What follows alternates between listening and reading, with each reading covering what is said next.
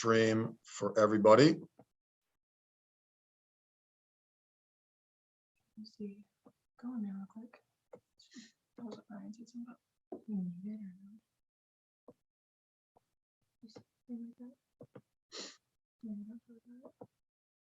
not? All right, we're just making sure. Sorry, Whitney and I are working here on our own because we've got the football committee or press conference this morning. So we got Brad out of the office. So we're just making sure that we've got all of our ducks in a row. So all right, the live stream should be live. Go back, make sure we are recording this meeting. All right, so we should be all set. Live stream is going. We are recording. Welcome everybody watching on the live stream to the 2021 Field Hockey Committee meeting. This time, we're just going to go through a quick roll call to make sure that everyone is here and looking through. It's a nice thing about Zoom, looking through the list of participants.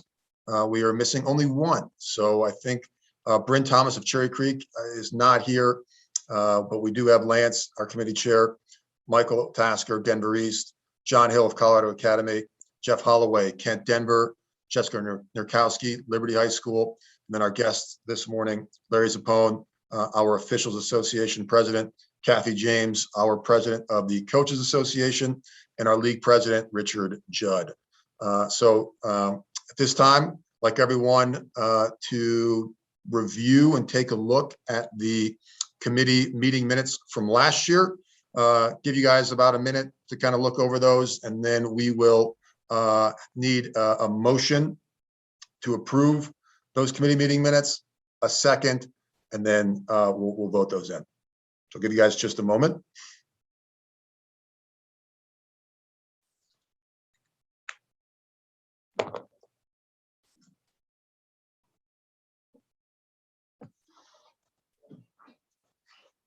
All right, do I have a motion to approve the committee meeting minutes from 2020-2021 season?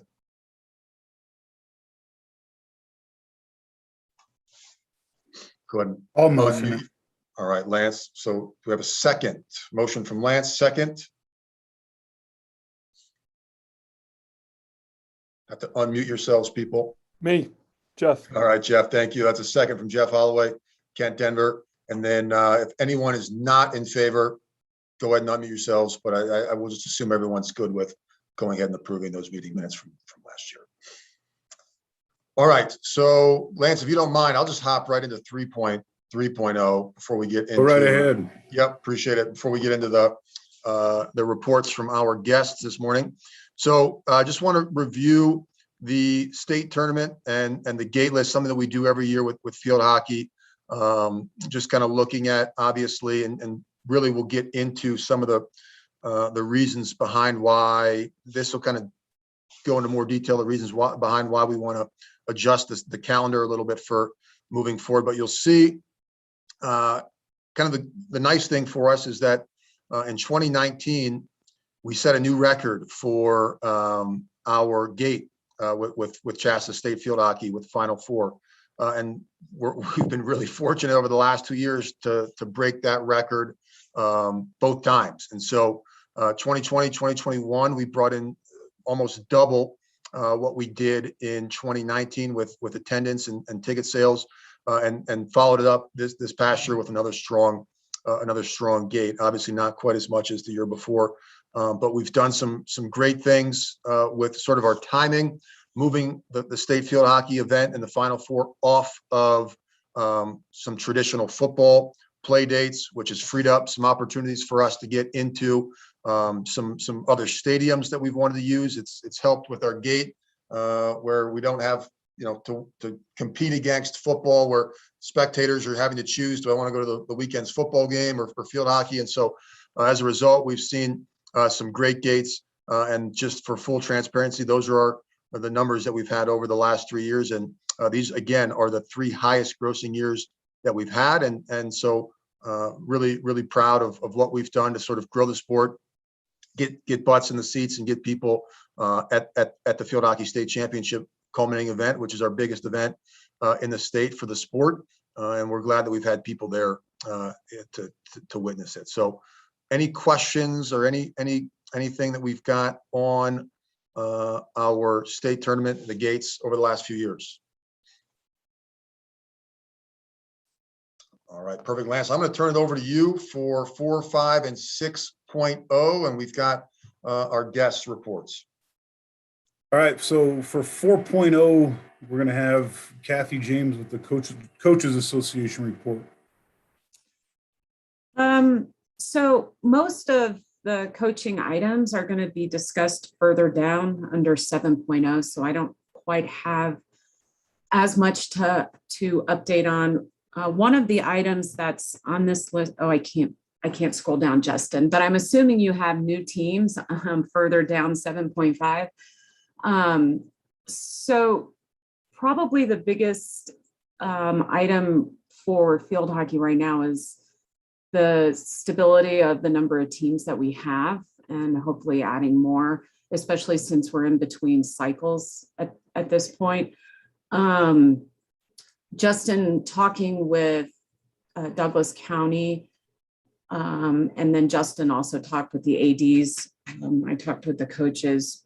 More than likely, that's going to be another 2-year hold, just to see how numbers stabilize and the long-term impacts of COVID on their numbers play out. I'm unsure about Northfield. Usually the drivers for teams adding is eager parents and players along with a coach. The coach is at East. So unsure whether or not Northfield will be able to add a team. Right now, I feel like our strongest options are Boulder. I spoke with Emma Bozak a week and a half ago, might have been 2 weeks ago, and just kind of talked through the process of adding a school in a public school district, or adding a team in a public school district that's a district-wide team, and some of the hurdles they may face, but at the same time, the incredible opportunities that they've already created in Boulder. And I'm hoping that they can make that happen for 2022. They have the numbers, they have a coach, they have facilities. So it's just about bringing all of that momentum together to get approval. I know that Justin is putting the full weight of CHSAA behind that. So that, of course, will be strong. And then the other option is Valor. I know a couple of people who are interested in starting a program there. They certainly have the facilities, the capabilities, and the athletes. So it's also just a matter of getting administration and the community fully on board to make that final push over approval. So as far as the state of the other sports, just based on what I saw at each of the games, the coaches have been, especially for the teams that have been traditionally smaller, not fielding JV teams, or typically have been at more of the bottom end of the rankings. The coaches have been doing fantastic work building up their numbers, and I'm encouraged for their survivability, especially through COVID, which I think has put all the teams in a precarious state. The other thing that I wanted to suggest, and I talked with Justin about this, is possibly at the February meeting, having a C team scheduled to get those teams more secure and those schedules more in place. And I can imagine that this would only help Larry with scheduling. I would imagine that this would also help the 5 or 6 schools that traditionally have a C team every year. So Regis, Kent, CA, Creek. There's also 5 or 6 teams that don't have C teams every year. And so we know that they won't. We also know 5 or 6. So it's just those 3 or 4 teams that are kind of in the middle, and we can add those more towards August.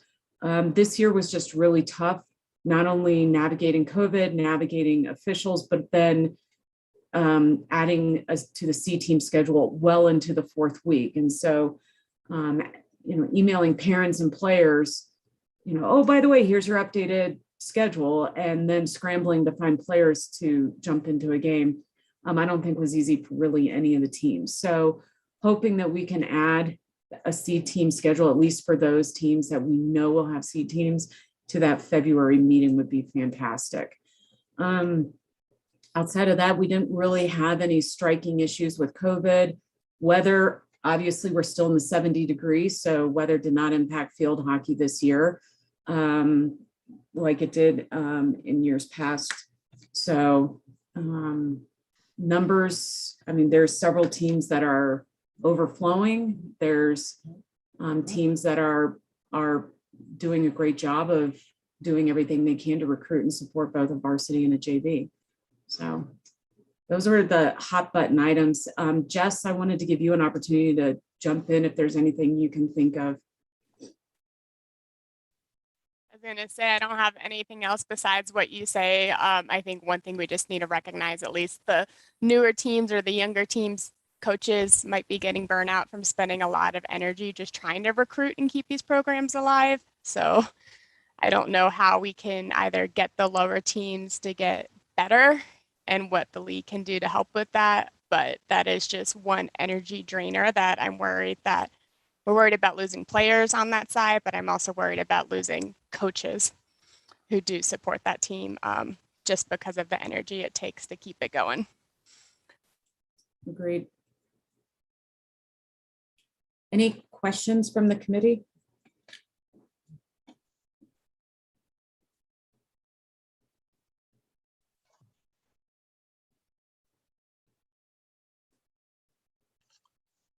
Cool. That's it for me. Thank you, Kathy. All right, Lance, you want to? Yep. Thanks, Kathy. I was looking for the mute button. Appreciate that. Officials report, Larry Zappone. Okay, thank you, Lance. Can everyone hear me? I think I'm unmuted. Yep. Okay, let me start by saying that from our perspective on the official side, we agree with everything Kathy said, except maybe the weather. You weren't at the Palmer Ridge Arapahoe quarterfinal game. I was going to mention that night. too. It was sideways rain. That wasn't the most fun. Yeah. But other than that one instance, I agree. We had great weather this season, and yeah, I agree with the things that Kathy was mentioning about C team scheduling and everything else. So we're all in agreement with that. So from what I had prepared, officials this season, we had a good number. We had 22 active officials. And we had 8 inactive officials that were kind of on the fence up until the last minute, but they're all telling me that they're still in consideration for future seasons. So I would say our numbers are good. And of the 22 that we had working this season, 5 of them were new, either brand new or new to the area. Three of the 5 had previous experience, so they really plussed up our experience base. And then the 2 new officials did a great job, I thought. They transitioned from other sports. They had a good understanding of the mechanics of where to be on the field, and we'll give them more responsibility next season with some higher level games. So that was overall a very positive thing. We've already gotten names in the hopper for some additional new officials for next season. I've gotten 3 from CHSAA and 1 that's a holdover from last year that we've continued to talk to. So looking forward, I think we're going to have another strong group of officials working in the fall of 22. As far as numbers go, there were 318 games that we covered this season with a mix of varsity, JV, C-level, and middle school. So it was a rather heavy schedule, but we covered everything with two officials, except for a few middle school games that only had 1. But everything at the C level and above had 2 officials for every game. So that was positive. I think we might be talking about this later as far as the playoff games and the number of officials that we use for those games. So I'll defer on that one till a little later discussion. And then also, this may be a good topic for an addition to the agenda, is to have a brief discussion about the officials rating tool. I think that a lot of the coaches weren't aware that it had changed, and it's different. At least I believe it's different than the one we had previously used that was part of Arbiter.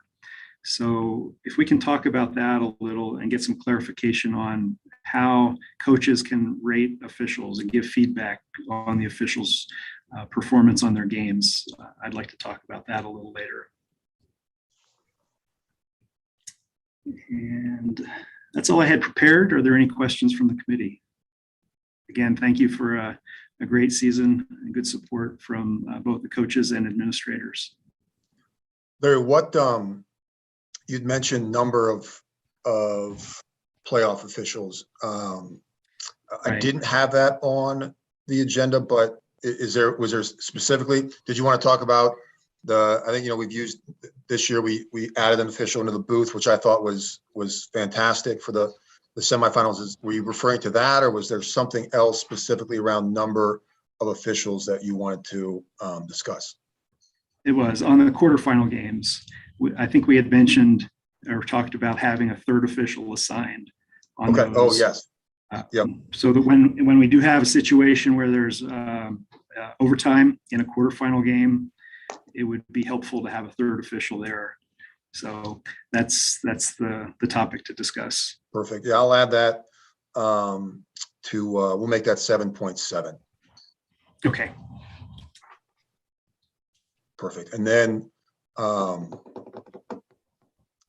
rating, do you want to discuss, we can talk about the rating metric that we use now. I think that might be easiest, just because it's not really an action item, but more of just sort of an informational item for coaches. And Kathy and I actually were discussing this a little bit yesterday, but in the past we'd used Arbiter as a way to evaluate the officials, and we've since moved away from that. And CHSAA, we've actually created our own Rate Your Contest official form that we've got on the CHSAA Now website. It's in the info link under field hockey on our website, and that's where we're directing coaches to go to get to evaluate their officials. And Kathy had mentioned yesterday in our discussions that it's not always easy after a game.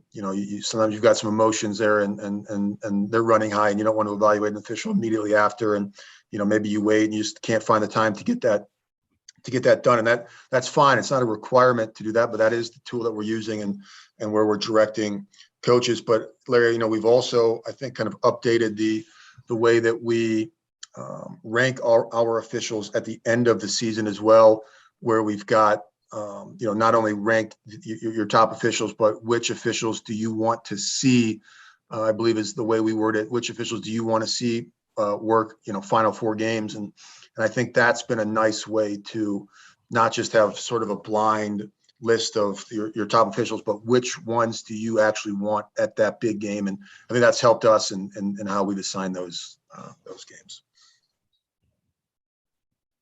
Okay, so did you get all of the Google Doc, or however the ratings were done, or not ratings, but the feedback on officials, was that provided? Yes. And is that something that I can have access to? Yeah. So are you talking about? can, so you're referring to. Yeah. So I would say the feedback on the Rate Your Contest official form, I'll be honest, was not. Field hockey was not great. So we did not get many. We did not get much coach feedback on those. Obviously, the rankings that we use to assign the playoffs, we all saw those, but not a great turn turnout with coaches actually evaluating officials. I think, Jessica, I think your assistant coach, the one game that you missed was like the only one that we got, to be honest. So Justin, we'll can I make jump in sure. here? Yeah. Yeah, I think it's something, Larry, that we should add, and Justin, we should add to the agenda for our fall read-through meeting. Yes. With the coaches, since we'll have their somewhat attentive ear, and we'll make sure that we mention it at the very beginning of the meeting so that they are attentive at that point. But I'm not sure we did at the beginning of this season, and that probably was not a good. I'm sure it was in the bulletin. Yeah, Sorry, it was a Justin, link. I didn't memorize. Yeah, the it was a bulletin. link it was sent out and probably just, kind of got jumbled in with a bunch of other information that coaches didn't see. And I talking with Kathy, she didn't know about it. I didn't realize that coaches weren't aware of that link. We get a lot of them for other sports. So field hockey was one that we just did not get much. And so we'll do a better job for sure in making sure that coaches are aware of where they're supposed to go to evaluate those officials. I can I'd help say- facilitate that too. And just Appreciate one thing to add on there, Justin and Larry, is Arbiter is great about sending out emails after a game concludes to rate the officials via Arbiter. So it is very confusing. I don't know if you got Arbiter ratings at all, but if we remember to submit one, I'm like, oh, Arbiter, thanks for reminding me of my official's name and that I should submit one, but then it's going back and trying to track down the link. So however we can communicate that better. And I would also recommend having officials actually write down their names for both coaches, because that was another hard thing to go back and track down sometimes. That was a confusing piece, but Arbiter, the system that was there, does remind us, but it's not how we're supposed to be reporting. So we can work And Justin, around that. I'd be curious as the feedback that we're looking for, right? Is it an experience? Is it technical? Is it, approachable? What do we want to know about our officials and the experience? And, I think the tactical nature of, the emotion side of it, right? I mean, how, they were terrible because we lost on the last goal and I thought she should or he should have done that. It is different. That's not great feedback from an evaluative standpoint. What are we looking for? I think, and I am a victim. I haven't seen the survey, so I should stop, but I'm sure it's great and I'm sure it's done. But, I work with our coaches on what do we want to be saying, and we have 30 officials in the state of Colorado. How can we make those 30 officials the best officials that we possibly can? What feedback is important? And, speaking as a committee member of field hockey in general, but also we only want to be sending positive, whether it's critical or not. We want to make sure that, yes, we're working together as partners. However, this is our feedback. Take it for what it's worth. I just think is really, really valuable when we're evaluating officials. Yeah, Larry, I'll turn that over to you, I guess, because ultimately the goal here is to get that feedback from the coaches and then for you to use that as a tool. So what are some of the things that you are looking for from coaches in that evaluation? Yeah, I'm interested in hearing from a coach's perspective. Do you think the official was in a good position to be able to make the calls accurately? Do you think the official was approachable, that if you had a question that you were able to, at the appropriate time, discuss it with the official? Now that we don't take timeouts during the game, it's a little harder to take a timeout and have a discussion right away with the official about what may have happened. But you can still approach the officials during the break between the quarters or at halftime or after the game. And if you're getting pushback from the official that they don't want to talk to you about what a call was or what their thinking was, that's the kind of feedback that would be helpful so that we can go back to the official and say, look, the idea here is not only for you to be able to explain what you called to the coach, but to make you a better official by having that understanding of the rules and how the rules are to be applied so that you can have that discussion with the coach and have it on the appropriate level to just get your feedback to them and they can get feedback to you. So those are probably the most important important things that I'd be interested in having a coach evaluate an official on the game.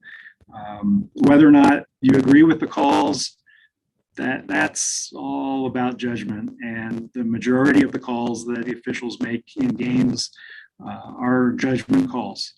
The ones that are clearly in line with a rule should never be questioned. But the ones that are judgment calls, there are so many factors that come into play that you just have to trust that the officials are the closest one to the play when it happens. If they're in the correct position, they should be making the correct call. So if you comment on their positioning, that's a stronger message to send than to just say you disagree with a call, because it's all about positioning and judgment. And I'll leave it at that. So it sounds like it's experience is what we're looking for. That's the feedback and I think we can do, Yes. we can come up with some really, targeted questions about the experience. Were they approachable? Did they introduce themselves? Going back to Jess's point at the beginning, do I know that the name of the guy is Jeff? And Jeff did this. And I think that those judgment calls, we have things in place that we can go back and say, here's the film, and send it to Larry, right? I mean, that's a completely different conversation, and I 100% agree. But I think it's targeted to the experience of the officials with the coaches, the players, and approachability. So thank you for clarifying that. You bet, Jeff. One other thing I'll mention, I didn't have it in my notes, but it came to mind. Scorebooks are important. And most of the schools this season did not have real bound scorebooks. And they were just made up pieces of paper that you were trying to keep stats on. And that's not a scorebook. So my plea to all the ADs and coaches is please spend the $15, $20, whatever it is, to buy a real scorebook and have that at the table. And that's where the officials will sign on the varsity games. So you'll have their names there. If our signatures aren't legible, ask us to print our name. We can do that. I'll remind the officials that they need to do that. But we really do need real scorebooks that have all of the right fields on there that can keep track of not only your stats, but the date and time, and both schools' rosters need to be in the book. That's one area for improvement, definitely. And Larry, just to piggyback on that, since you're on the NFHS committee, can you because Julie was supposed to be, we spent last year I was on, we spent like a good 6 months exchanging a PDF of a scorebook back and forth. And then I haven't seen it at all. Not only that, but the one scorebook that NFHS does provide, because they were supposed to change it so that we could have quarters in the system. So every scorebook available right now is just halves. And so that's why I printed out the NCAA one, which obviously highlights that I was one of the schools that just showed up with 2 score sheets. But the other factor too is that the NCAA only allows a certain number, and so most schools can't fit a full roster. So if you could get Julie to update the NFHS rule book, because it accommodates the high school rules, whereas the NCAA one does not, and make sure it has room for at least 25 players, including 2 or 3 goalkeepers. Because that's the one that we should be able to purchase or get or download or whatever, because Longstreth and the typical suppliers did not update the rule books to accommodate quarters. Good point. Yep, I'll bring that up at the meeting in January. Thank you. Yep.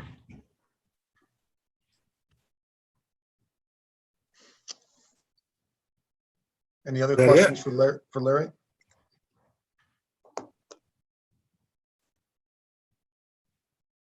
Right, on to action items, and I believe this is you, Justin. No, I think league first we've got, league yeah. report. Sorry, Richard. That's all right, Lance. I know I tried to you're, skip you, Richard. He's used to it. I've already spoken. That was enough. No. You're dying to hear the league report. What can I say? Not much to report. I thought it was a great season overall. It was good to get back to our normal schedule. where we, got a full 15 games in. Everybody was able to play everybody else this year. And I agree with Kathy and Larry on the C team issue. And certainly we can work out trying to find, either extend our normal scheduling meeting, which I know can be long and tedious, but or find a second date for all of us to get together in this age of Zoom, those of us that have C teams, and try to hash out a schedule real quick in an hour or so. Something I can certainly work on with the group.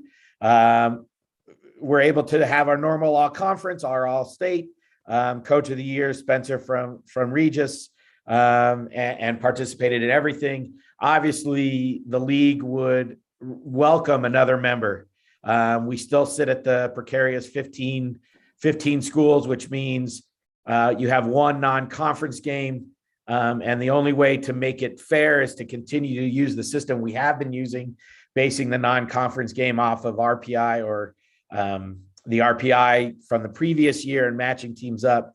But that also means that the team that is 15th in RPI has to play a JV squad from another school. So in order to get their 15 games, which admittedly so is not ideal. However, for those of you that weren't around in the past, we would do a free for all, and that would leave, one team still without a non-conference game. And this at least was a way to set that game up. I'm welcome to other ideas on how to figure out this 15th game a little bit better until we do get that, 16th school in. Obviously, we've tried just about everything from shortening the season, dropping it to 14 games and not having a non-conference to the system we currently have now. So always welcome to fresh ideas on that, and would be willing to help Valor, the Boulder County area, Northfield, Douglas County, as they consider adding a team. If we add more, obviously that becomes better, in which case we then need to figure out a way to split up maybe into two conferences at that point. But that would be a great problem to have in the state of Colorado for field hockey. So I welcome that day. Want to thank Larry and the umpires for another great season. Appreciate that there was always, especially Larry as the assigner, not an easy job. Anybody that's tried to assign officials or umpires in any sport, it's not an easy job, but especially when you're working with a limited amount of numbers all the way and teams all the way from Fort Collins to Colorado Springs. So always appreciate Larry's work from all levels, varsity all the way down to the middle school age. Finally, looking at our calendar, typically our scheduling meeting, we had moved to the first week of March. I'm planning actually to move it a week earlier than that. Selfish reason, I understand, but I coach girls basketball, and that would be the first weekend of our state round, and I could be traveling anywhere from, as I have in the past few years, Centauri, Colorado, to Aspen. So my proposal is to move it to February 25th. I'll send that information out to all of the ADs and coaches to try to get those games scheduled, and also then try to get a C team date as well. And then finally, as some of you may know, some of you may not have heard, Kathy James has announced her retirement as a coach. Sad for us here at Kent Denver, for sure. Definitely sad for me. But also a great loss to field hockey, as she is a mainstay for the past 25 years plus, and has really helped the sport grow in the state of Colorado. And I really, as the league president, separate of both my working relationship here at Kent Denver and my friendship with her, but as the league president, want to thank her for all her hard work, dating back all these years, from every little thing that we've done. She's certainly played a role in expanding the sport to where it is. So definitely want to wish Kathy congratulations on retirement, and officially say that she will be missed by the Colorado High School Field Hockey Conference.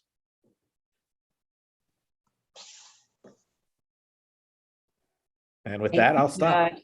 Thank you, Judd. Thank you, Kathy. Congratulations. Thanks, Lance. Okay, on to action items.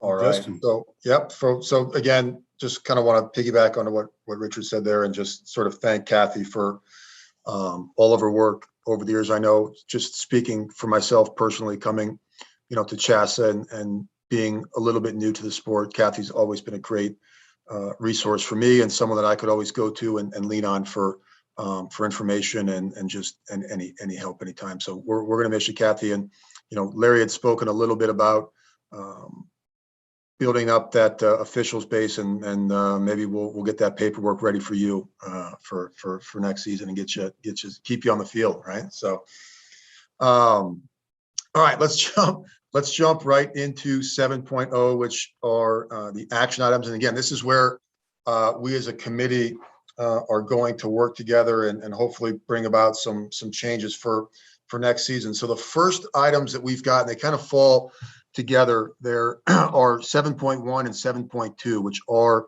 the regular season schedule and the tournament schedule moving forward. And if you kind of bring your eyes down to 9.0, I've got everything laid out there in the calendar for you. So I'll just kind of go over these dates with you, and I'll sort of explain some of the reasoning behind it.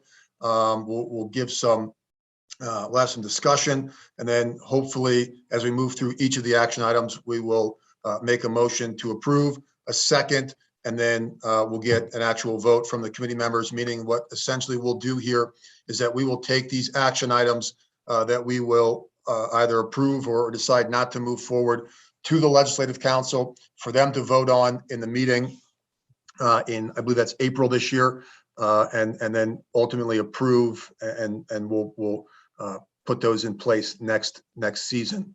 So regular season schedule, I'll start there. And if you look at the calendar, what we're proposing here, and this is from speaking with some administrators, speaking with coaches, is just a little bit of a change to the start and end date of the regular season. And I kind of mentioned earlier in my recap there on the tournament, the gate revenues that we've been able to achieve the last few years. If you notice in 2020, 2021, which was our highest grossing year by far, we saw attendance numbers that we've never seen before. And I can tell you right now, a big reason for that was because every year with field hockey, we've always competed against football. Well, in 2020, 2021, our COVID year, if you remember, football happened for 90% of the state in the fall. And in the spring, when field hockey was played, there was no football. And so we saw a record year with our attendance in 2019. And then the following year, we doubled it. So we set a new record, and then we doubled that record the next year. And I think a lot of that was because an important aspect of any event is not competing against other, when the school's participating, whether it's football or soccer, not having to compete against them and being sort of the only game in town on that day. And so that's what we're trying to achieve here with this calendar. And so you'll see the start of the regular season will sort of align more with softball and golf and begin on August 1st. That's a Monday, August 1st would be the first formal practice. We would then have a scrimmage date on that Saturday, August 6th. And our first contest would be Thursday, August 11th. We would conclude the regular season on October 13th. The length of the season would not change whatsoever. The end of the regular season will be October 13th, which is also a Thursday. And then we would post that bracket for everybody on October 14th, which is a school day, which is Friday, so that we can then begin the postseason on Monday, October the 17th. So Kathy and I were speaking a little bit about this yesterday. And one thing that you will notice, if you look at the end of the regular season until the start of the playoffs, for those teams that, essentially will be buyed into the quarterfinals, there is a little bit of a break there between the end of the regular season and the start of their first postseason game. It's not much different than we've seen for other sports. It's not much different than you'll see, for instance, football. There's going to be a week off. For soccer, I think we have 5 days. This would be, I think, a 6-day break. But what I had brought up to Kathy, and what I want to just sort of reiterate here, is that teams qualifying for the postseason will get an additional scrimmage date. And so what we are encouraging schools to do is, if you have qualified for the postseason and you are on that playoff bracket and maybe bide into the quarterfinals, you are more than welcome after the end of the regular season and before your postseason game to get a scrimmage in with another team. And that's a way to sort of build in a game earlier in that week. Other schools, that are in those play-in games that we've created would be playing their postseason games earlier in the week. Those 6 teams that are bide would be able to work around each other's schedule and potentially get on with a scrimmage earlier in that week. And so that's sort of what we're recommending. You don't have to do it. Some schools might like that break to be able to sort of recharge the batteries before the postseason. It's only one additional day in between the end of the regular season and the postseason that we had this past year. So not a major shakeup, but something that is probably noticeable is that change, or that gap there from the end of the regular season to the start of the playoffs. So I'll kind of quickly go through the playoff dates, and then we'll open it up for discussion. But October 17th would be essentially those play-in games that we saw happen on a Saturday this year. And so just feedback from coaches was that the schools that did win those play-in games, so you're 9 against 12, you're 10 against 11. The winners of those games then had to turn around and play another game on the same day. And so obviously we were looking at expanding the playoff bracket without, trying to create too much disruption to the actual number of days in the postseason. But working around this schedule, I feel like we're able to sort of achieve the best of both worlds, where we're not ending super late, adding more days. We've moved the regular season up a bit. And that's given us the opportunity to say, okay, we're going to move those play-in games off the same day. And so on Monday, October 17th, your 9 against 12, your 10 against 11 game, the play-in, what we call the play-in games, will happen on that Monday. On Wednesday, the 19th, the winners of those games would then come and meet the 7 and the 8 seeds for their games on that Wednesday, October the 19th. The winners of those games would then advance to meet the 1 and the 2 seed. And then obviously we've already got the rest of the bracket there set up. So we've got our quarterfinal games, and you'll notice a change there, kind of going back to what we did previously, was you'll get the option. And again, we're trying to avoid conflicts. We want people at our playoff games. And so you'll get that Friday, Saturday option of your postseason. What we're looking there is maybe you're hosting a football, or your team plays a football game on Friday. And so that will give you the option to play your quarterfinal field hockey game on Saturday. Maybe your football team plays, or soccer team plays a game on Saturday, gives you the opportunity to play your field hockey playoff game on Friday. So, or, just for whatever reason, Saturday's better, Friday's better date for you, but we're bringing back that Friday, Saturday option for teams in the quarterfinal on when they want to host those games. And then we will move to a Monday, Wednesday state championship, similar to what we did in 2020, 2021 season C. We avoided any potential season C football. Most of their football games obviously happened in the fall, so they weren't going on. We saw those big gates on Monday, Wednesday. We're trying to bring that back. We want people to be able to come out and enjoy. We want that student section to be full. And so the semifinals would happen on the 24th of October, which is a Monday. And the state championship game would happen on the 26th of October, which is a Wednesday. So that's just sort of the breakdown of the calendar that we're proposing, the reasons behind it, and I'll open it up now for some discussion. I struggle with starting that early with golf, and I'm thinking all the different sports. Golf's the only one that starts on the 1st. They don't need a bus to get people places, and coaches can drive. Our buses won't start running, and I know there's a lot of other districts, if their kids aren't in session yet, they're training their bus drivers at this time. If we start games that soon, we're going to be without transportation. There's going to be some issues All the beginning of the school year things, I see a lot of conflict at the beginning of the year, getting games in, getting kids where they need to be. I think we run I think it's a slippery slope when we start trying to get away from the general calendar that everybody else is following with the start dates. My secretary doesn't come back to school and come back to work until the first week or the last week in July. Now try to get more than the 8 kids we have coming out for golf registered. Makes it, I mean, there's some logistical problems that a lot of schools are going to run into with their own personal calendars. Anytime you're going to try to play a game on Friday, yeah, it might be great for me to play on Saturday, but the team we're playing may have a Saturday football game.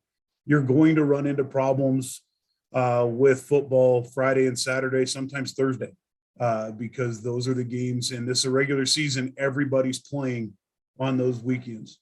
Everybody's playing football. So you're going to have an issue competing with those with the postseason. I don't think you're going to gain anything. You're probably going to lose attendance by having those games anytime football's playing. But there's my 2 issues. I don't like the start date that early. Yeah, no, definitely wanted to avoid the football, Lance. You'll see that in the calendar. But yeah, no, totally understand where you're coming from on the early start date. Another thing we were trying to do was obviously, the later you go, the more weather you have to deal with. Obviously, as Kathy mentioned, we were wearing, I don't know what's going on with the weather right now, but it's not been a factor. But love to hear some feedback from, and really, Lance, worst case scenario, if we did want to push this back, it would literally be keeping all the days of the week the same, but just a week later. If that's what people are in favor for. But any other feedback on an early start compared to a week later in the start date? Justin, from the coaches I've heard back from, is the overwhelming no, we can't start any earlier. I would say from personal experience, I already have athletes who are on vacation when we currently start because they're taking their vacation the 1 or 2 weeks right before school's supposed to start. So sure. I would say that's a pretty hard no on an August 1 start from the coach's perspective. I don't know how much that's going to run into any club stuff. I know we don't try to schedule around club, but field hockey's one that we do get some kids coming out from other sports. You go a week earlier, it's going to deter those soccer kids or other people to come out and do something different. It may cut numbers down. Just food for thought there too. I don't know what type of club things are happening around the country for field hockey, but that's always a concern.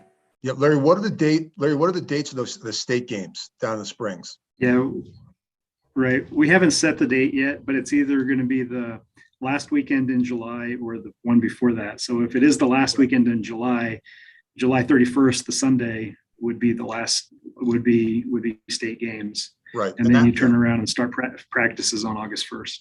Right. That was some of our thinking too, was to try to roll right from the momentum of the state game into the start of the regular season. But I understand that where that could be difficult for a myriad of reasons. So totally get that. Does anybody like the earlier start? Well, I think, Justin, there's 2 things that in what I'm thinking about is one, college camps. I don't know how they butt up, right? I'm not as worried about club because I think they're dying down again, I think, but college camps might steal that time. Candidly, Kent Denver we have shifted our schedule and we're unique, but we have shifted our schedule to start a week earlier. So this would be in line, we're back to work August 1st. And obviously everything goes August 8th is when our teachers and coaches are all back. So for us, it isn't that drastic of a change. Again, one school unique. I'm not saying that that's the way everybody should do it. But college camps would be the only thing. And I agree. I agree with the goal. And if the goal is to try and get more butts and seats and to try and, spread it out to have a little bit more equity, I think being creative and trying to do that. And I'd be happy to collect the 15 school schedules and look creatively to try and make that happen. When do fall breaks fall, when are we doing homecomings and, have a master schedule. And when we're working with, in my opinion, when we're working with only 15 schools, I think we can come up with something pretty dynamic that will meet the need of the majority. So if you ask, is anybody in favor? I don't want to speak for our coach or our new coach but I think that we could pull it off and it would be in line with some of the other things that we're doing. Bryn, John, any feedback from you guys? I would just say, our coach is concerned with moving the first practice up. Would prefer to see it stay the same. Also, I guess there's some concern among some of the coaches about the championship having it on a weekday versus a weekend. Yeah, weekend will probably never happen for multiple reasons, and one is not being able to get a stadium to host it, and so that's the main reason. And then nobody would come because there's lots of football happening. Yeah, I think I would agree with what Bryn just said. Our coach is not in favor of moving it up Okay. earlier. Just with, I think there's a lot of travel that we face over here with our kids at that time of the year. Perfect. So then I guess then what we would propose is that, so there would be no change into the regular season. So you would see all the regular season dates essentially remain the same. So really just take the first formal practice, first scrimmage date, first contest, end of the regular season, and the state bracket being posted, and just move that back 7 days. So it would be, I guess, Monday, the 8th. Yeah. So that would be the first formal practice, which would align with every other sport on the CHSAA calendar other than golf. And I think softball might be looking to move up too, but would align with soccer and all those other sports. And then taking the postseason schedule and doing the exact same. So moving it to would be October, to pull up my calendar here, October 24th would be the first date for the postseason. 19th would, it says regionals completed by the 22nd, first and second round on the 22nd. Yeah, we would move all that. We would move all that back, Lance, because we wouldn't want to lessen the length of the regular season. Right. So the first round would be the 24th. The 26th would be the second round. We would then go 28, 29, Friday, Saturday. You'd get that option for the quarterfinals. And then we would be Halloween, the 31st, Monday for the semifinals, and then the second Wednesday for the state championship game. Justin, have you looked at any, and I don't know how many stadiums or venues that you looked at to host a championship game on a Saturday? I mean, what would that look like? How many? Yeah, I can tell you, we tried to go on a Thursday this year and got turned back from our venue. Every district stadium in the metro area, for the most part, is playing Thursday, Friday, Saturday football games. Cherry Creek School District, Denver Public Schools, DPS. Just conveniently, we were able to. I'll be honest, they really did a great job for us and a service for us to move some stuff around to get us in on a Thursday this year. But they have told us basically that's probably not something that they can accommodate for us moving forward. And Cherry Creek School District has said the same. And so for us to stay in obviously the vicinity and the metro area where we want to be for those games, and to put it into the stadium that is required to host that game. That's why we would need to be on. And Lance mentioned it earlier. Staying away from football is a big thing. You had different times of the day. We had a morning game. Yeah, what about a Saturday morning instead of having a JV football game, then allowing for field hockey? Yeah, I would say if we want to bring nobody to the game, Saturday mornings traditionally are the worst times for spectators. You're not going to get anybody there. You're not going to get anybody there. There'll be no student section. We played Monday again. Our biggest gate ever was a Monday, Wednesday, and that is when we played the championship games in 2020, 2021. That's when the people turn out, and that's when they come. If we try to play on a Friday night or a Saturday morning or even a Saturday evening or afternoon, you're looking at stadiums not being available because they're playing Saturday. There's football happening Saturday morning. in these district stadiums. That's just when I came from the district office of Denver Public Schools, and we would have 10, 1, and 4 o'clock were our Saturday games, 5 and 7 were our Thursday, and 5 o'clock was our Thursday. So 5 and 7 Friday, and then 5 o'clock Thursday. When you've got districts with large number of schools, that's when they play their football games because they're all using one venue. So speaking with the district athletic directors that we utilize, Larry Bull and Cherry Creek and Karen Heigl and Denver Public, that's kind of where we're at in being able to get the venue that we want, and then just getting people to show up for a game. Students aren't coming at 10 o'clock in the morning on Saturday. Are there any venues that aren't district stadiums? That can hold the capacity and that are able to, have the lines to host the game, that have the ability to have an enclosed stadium where you can charge a gate. For instance, like St. Mary's, an example. You can't have a game at St. Mary's. You can just walk up and watch from your car. So there's a lot of factors that go into a venue, and so that's the reasoning. And so that's sort of, again, speaking with everyone. In the past, we had Saturday. I was the site director in Denver Public Schools for 11 years of this game. And the reason why we broke the records on the attendance is because when I went from DPS to CHSAA, I changed the dates to Monday, Wednesday, and we went from Thursday and Saturday. I think we played a Saturday evening for a while, and I would move stuff around in DPS to accommodate that. And there's a reason why we've had 3 consecutive years of the most ticket sales we've ever had. And it's because of the days that we're playing on. Justin, I'm going to say there's no way we're going to please everyone with this schedule. So my recommendation would be not to start on August 1, move everything back 7 days as you have it outlined. And during that scheduling meeting and/or sooner, ask all schools to reserve field time for the games for that first, second, and quarterfinal round. So we're not competing with soccer and football 2 days before. At least I know my school got stuck on the nightmare of a scheduling conflict for the first and second rounds. Correct. Yes. No, I was able to go and watch your guys play that weekend. And obviously that morning we again, playing on a Saturday, we ran into football and we had to move a game. So it's a real thing. And that's what we're trying to avoid with this schedule. So you'll look at obviously Monday, Wednesday being the predominant days. And then the option then for when we do have to go onto a Friday and a Saturday, the option of schools being able to select what makes the most sense for them, so that Liberty, who had to end up moving what should have been a game at their stadium to another venue, wouldn't happen because they'd be able to select Friday or Saturday. Hey, Justin, with moving that season back to a regular start time, does that push that semifinal date to Halloween?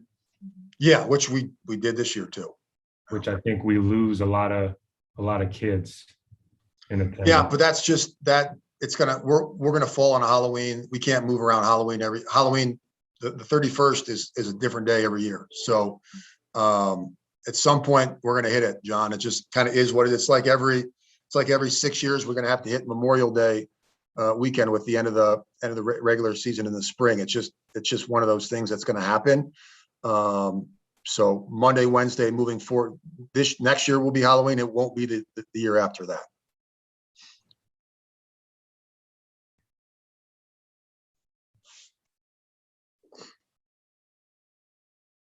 So we'll go ahead and obviously, just for ease, I don't have this is a sort of a web view, so I don't have the ability to edit this, but essentially we'll move everything back 1 week from the calendar that you're looking at.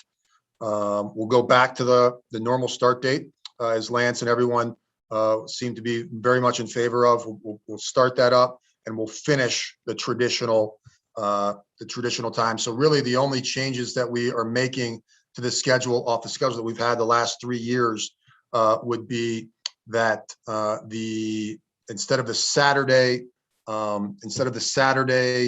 play-in games, we would move to Monday, Wednesday for those play-in games. Is really the only change we're looking at here. So I think that was pretty pretty much Jessica, Kathy say differently. Jessica, you were part of that game. That seemed to be the consensus among coaches, is they wanted to move off Saturday for those first two games.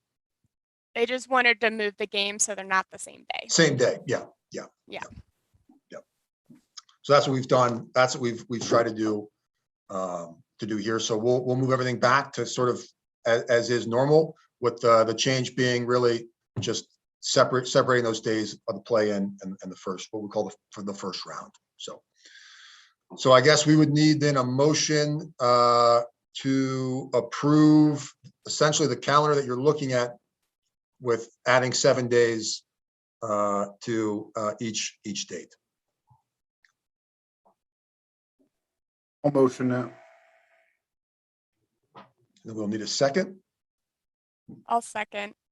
Perfect. And well, again, if anyone's opposed, please unmute and speak up. If not, we'll just assume everyone is in favor. So Whitney's going to put together this schedule, the calendar with the dates 7 days later, and we'll send this out to the committee. If I would say 15 minutes after the end of this meeting, we'll get that out to you so you guys can just have it in your hands and see it. And then you guys take a look at it, and then we'll just blast it out to everybody later this afternoon. All right, so let's move on to 7.3, which is the gate list. And so had some conversations with some coaches the past couple of years, really, on the gate list and the number of players. And one thing that you'll notice with field hockey is that the number of players has always been 21 players on the gate list. And what we want to do is not change the number of rostered players, but kind of bring field hockey in line with some of the other sports that get a few more players that are able to come in as part of the team. And so we're trying to achieve two things here: not increasing the number of rostered players, but at the same time, like for instance, Kathy this year had some players that were sort of just going to be in their warmups, not on the team, not on the roster, but they've been a part of the team all year. Most coaches carry 25 players during the regular season, and so we don't want to then come to the postseason and say, I know you've been with the team all year, but now you've got to go sit in the bleachers. And so what we're doing with the gate list is we're adding 4 additional non-rostered players. So instead of getting 21 players on your gate list, you will now get the opportunity to put 25 players on your gate list, 21 in uniform, 4 players that can be in their warmups. They're more than welcome to be warming up on the field before the game with the team, but then they would not be in uniform for the game, would not have the opportunity to play in the game or participate. But now we're more aligned with soccer, who has 25 players on their gate list. Field hockey would have 25 players on their gate list as well, and just a way to get some additional student athletes to be a part of what is obviously an exciting experience. So that's sort of the reasoning there. Kathy, I don't know if you want to add anything, or if there's any other committee members that have anything to add there, maybe in favor or against adding 4 additional non-rostered student athletes onto your gate list for the postseason. What's the number of coaches that are on there? 7 7? coaches and managers. 7.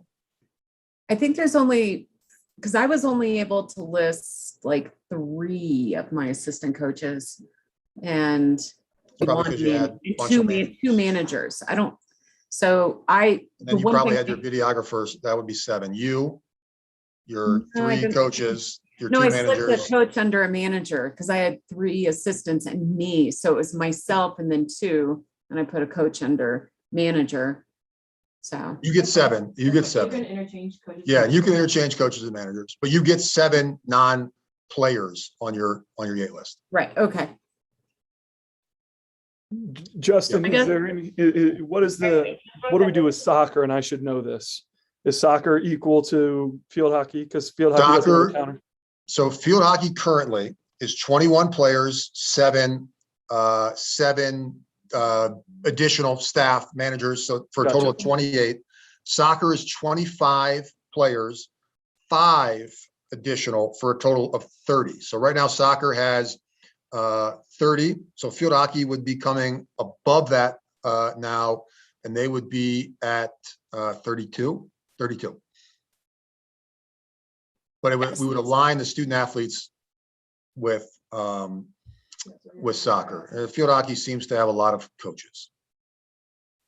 I guess I'm just curious, and I'm new to field hockey. So why, if I heard you say that there's 25 rostered athletes from a lot of the teams throughout the season, why do we decrease it then for playoffs to 21?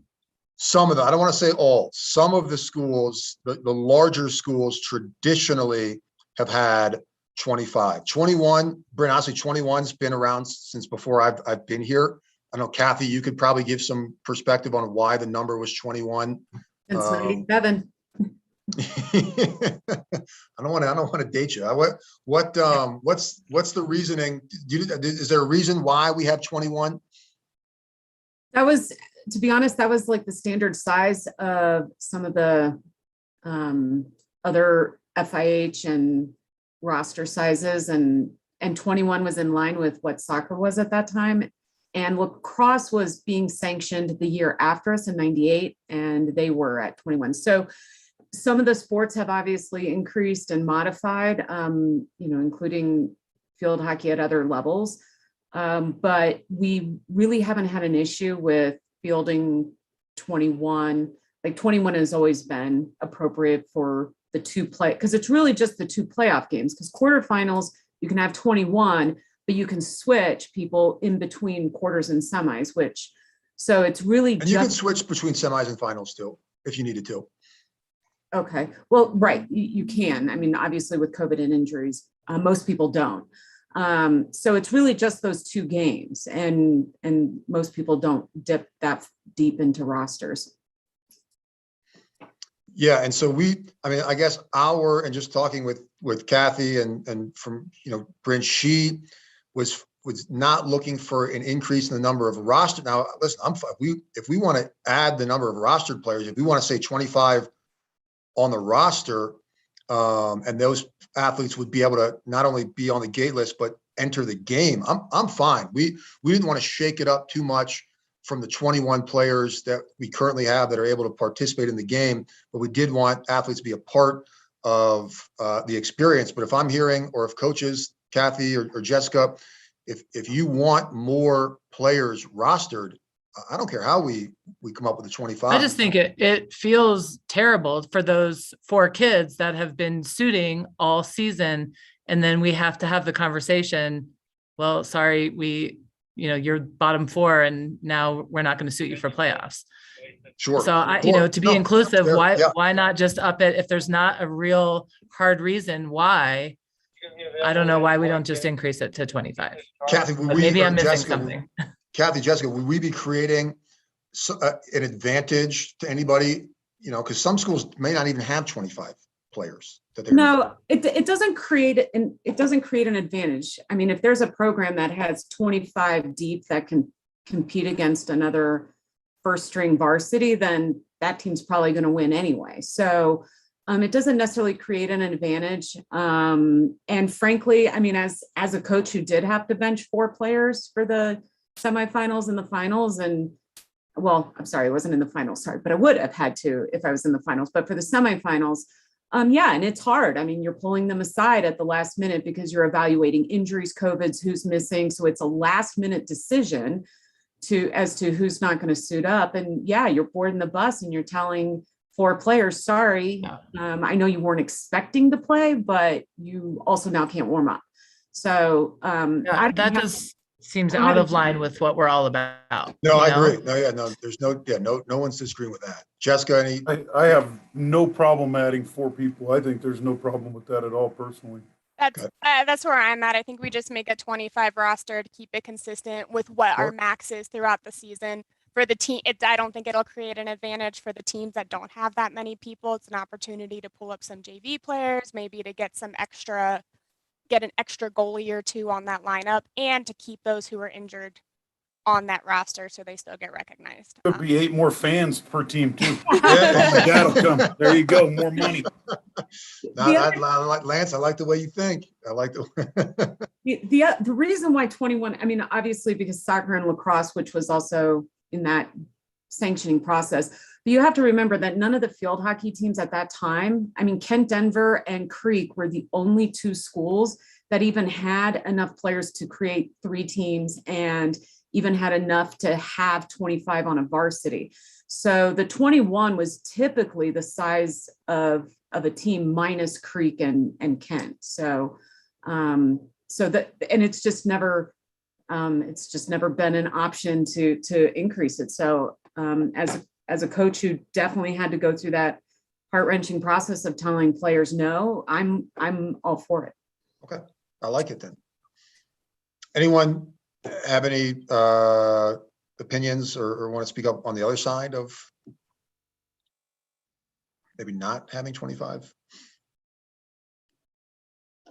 Okay, so then what we'll do is then we'll just take out the piece that said 4 additional non-rostered, and we'll just add 4 additional rostered players. So we will align with soccer, and field hockey will allow for 25 players. I don't see any need to adjust the number of coaches, so we'll keep that at 7, and field hockey can just be a little bit more, so there'll be 32 people on a gate list as opposed to 30. We don't want to take anyone off. So let's get a motion then to approve 4 additional rostered players, bringing that number to 25 on the gate lists moving forward. Jeff. Okay, so we got Jeff makes a motion. We have a second. I'll second. Perfect. And then if anyone's not in favor, please feel free to speak up at this time. Otherwise, we will just assume that everyone is in favor of that. Perfect. Okay. Mercy rule. So again, speaking with coaches, speaking with administrators, the mercy rule was brought up as a possible discussion point. So just currently, for everyone, the current mercy rule is that at 5 goals, the clock runs. Clock runs at 5. At 6 goals, you bring a player off. At 7 goals, you bring another player off. At 8 goals, you bring another player off. And then at that point, you're done taking players off. The clock's continuing to run, and we continue to play from there with that number at 8. If someone were to reduce that deficit, the coach would have the option to bring somebody back on to the field. In my speakings and just some of the conference calls that I've had, and Larry, jump in here as well with the NFHS, they were shocked to hear that we were taking people off the field, and they seem to think, I don't want to say I hate to use the word we were sort of breaking some rules, but they they took a close look at that of us bringing people off the field. So my thought, and we're going to look at this as well in some other sports, soccer, we'll be looking at this next week, is I think the mercy rule at 5 goals is fine. We've actually seen a far fewer number of games go into the mercy rule this year than in years past. So the amount of close games has been very encouraging. So that's one thing that's great. But I think we create a couple of opportunities here by not bringing players off the field. And one, it's that you get an opportunity as a coach maybe to bring some players in as you reach that mercy rule number that maybe have not been able to get the opportunity to play at the varsity level. So a coach now, instead of having to reduce their number of players on the field, could say, okay, some players that maybe are traditionally junior varsity players or don't play as much at the varsity level, we can bring them in and give them an opportunity to get them some experience to play in those games. And 2, anytime as a competitor or as an athlete, when you start seeing the other team have to be given a competitive disadvantage by taking players off the field, it's kind of a slap in the face to them as well. So what we're looking at and what we're proposing, what I've spoken with Jessica and Kathy about, would be essentially keeping the mercy rule at 5 goals. At 5 goals, the clock will run, and then any additional goal after 5, players will not come off the field. So the clock will continue to run. but we would just leave the game at 11v11.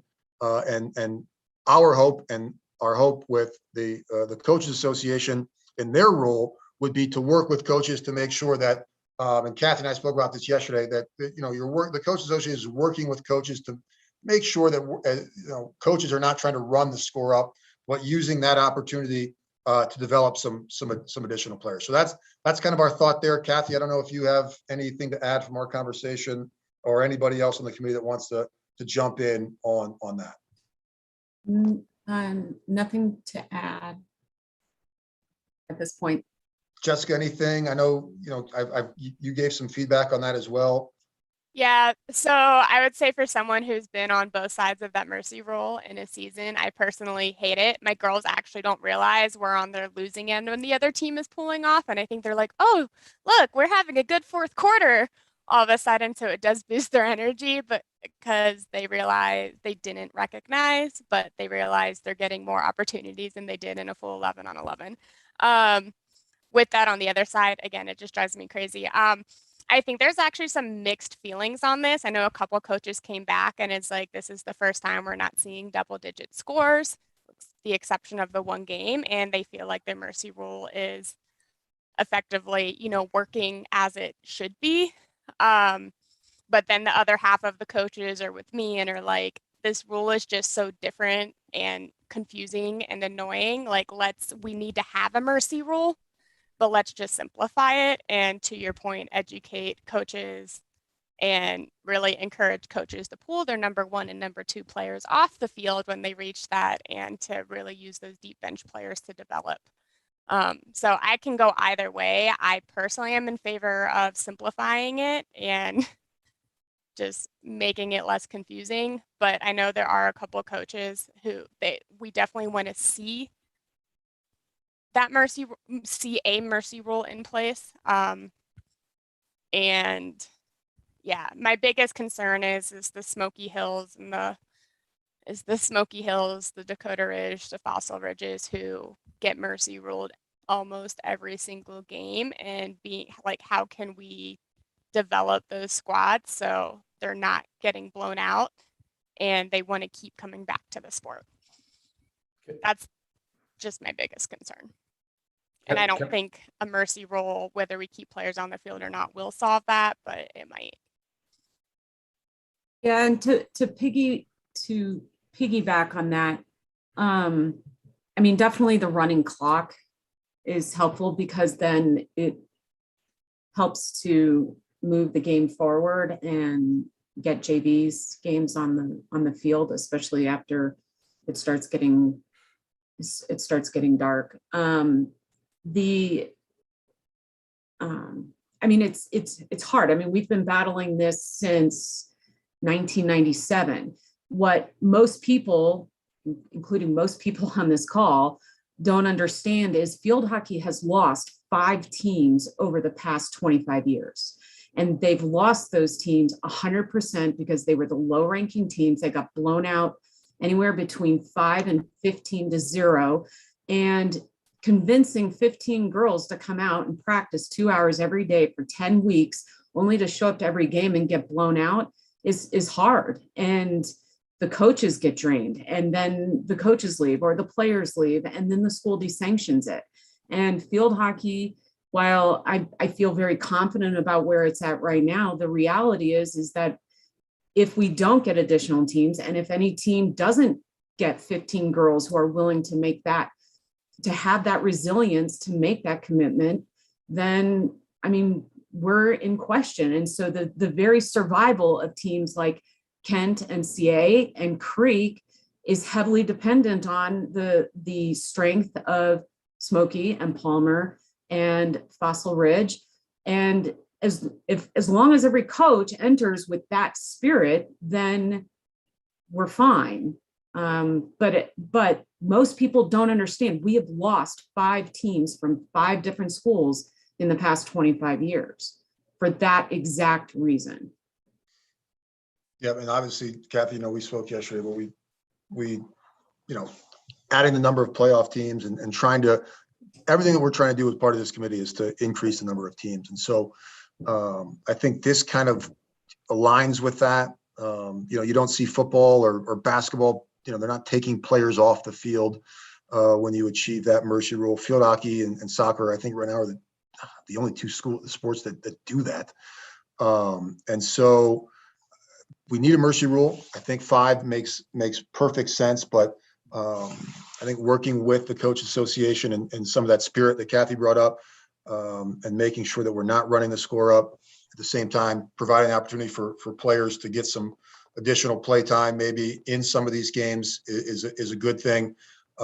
Whereas I think when you're seeing schools that have to bring players off the field, instead of getting kids out an opportunity to play that haven't played, they're keeping their better players in there because now they're playing down, 1, 2, 3 people. So the proposal here would be leaving the mercy rule at 5 and then simply continuing to run the clock without bringing anybody off the field. Anybody have any thoughts or additional discussion on that? I just For the growth of the sport. Oh, go ahead, Richard.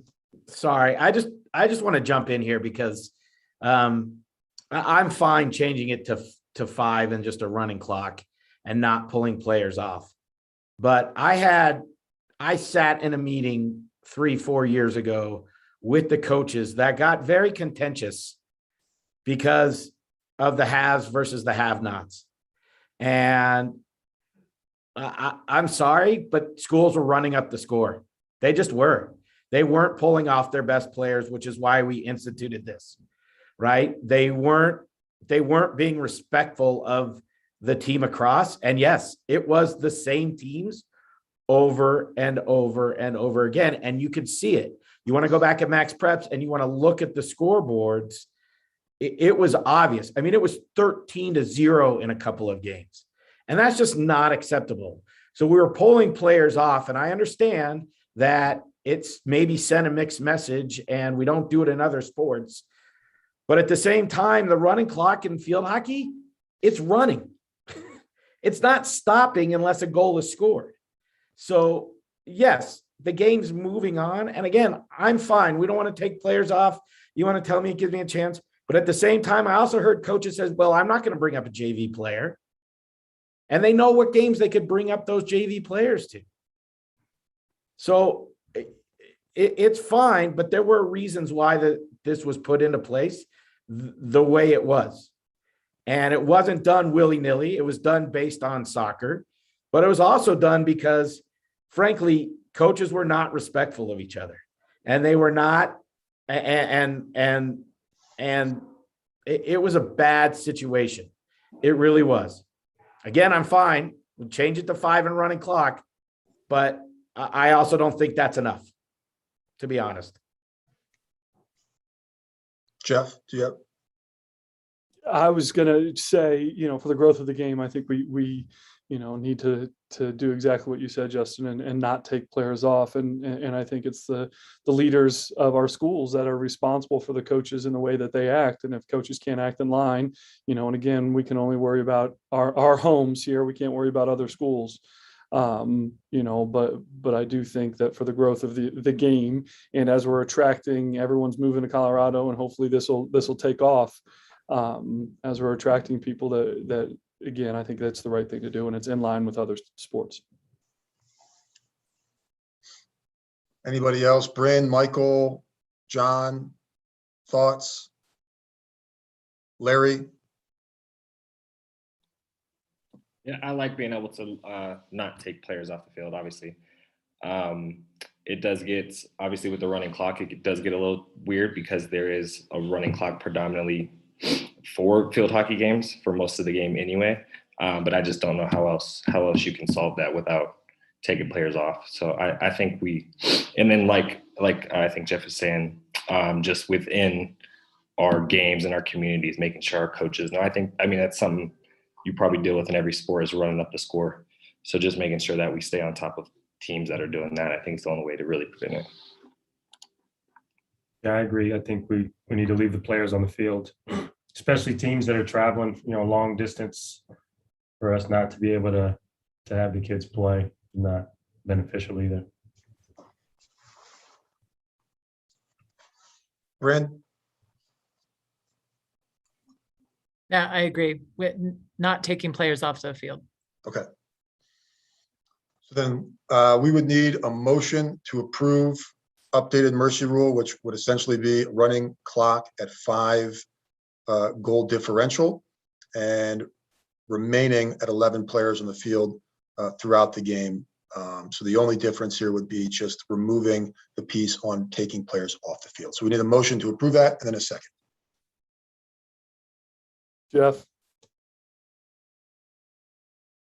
Jeff, motion? Yes. Yep. John, looks like you're unmuting there. Sure. I'll Second, perfect. Second from John. Then again, anyone who's not in favor, please feel free to speak up now, but I think we've gotten everyone's opinion on this. All right, moving on to forfeited games. Now, this is something that we've run into a little bit more during COVID, and I don't think we'll be able to solve anything at this meeting, but some sports recently, because of COVID, have implemented some wording. And this is really just more for us to think about and probably work on as a committee before the start of next season. But some sports have come up with wording around when a game would need to be forfeited, because what you're seeing is maybe a game has been rescheduled or postponed, I guess I should say, because of COVID. And then as the dates and the weeks push longer into the season, what you've seen is that schools have maybe looked at sort of where they fall in the rankings, and now it becomes more difficult sometimes, maybe strategically, maybe not, to reschedule those games. And so what happens is we're getting games that are not played, they're not rescheduled, and sometimes that's okay, but sometimes there's maybe some gamesmanship in there. And I'm not saying that we need wording in our bulletin around forfeited games, but essentially what I'm proposing is that I'd like to hear feedback from other people, is that we work on, and my suggestion would be that myself, Richard, as the president of the league, and then a representative of the Coaches Association, sit down and come up with some wording around forfeits that we could then bring back to this committee to review at a later date. And it'd be maybe just a Zoom meeting that we'd have for 30 minutes at the sometime during the year before the start of next season, where we could say, here's what we're thinking around forfeit wording. This is what we're going to propose, and then the committee would then be able to say whether or not they like that and putting that into the bulletin. So really all we're looking for here is the committee's blessing to say, yes, we would like to at least see what that wording might look like.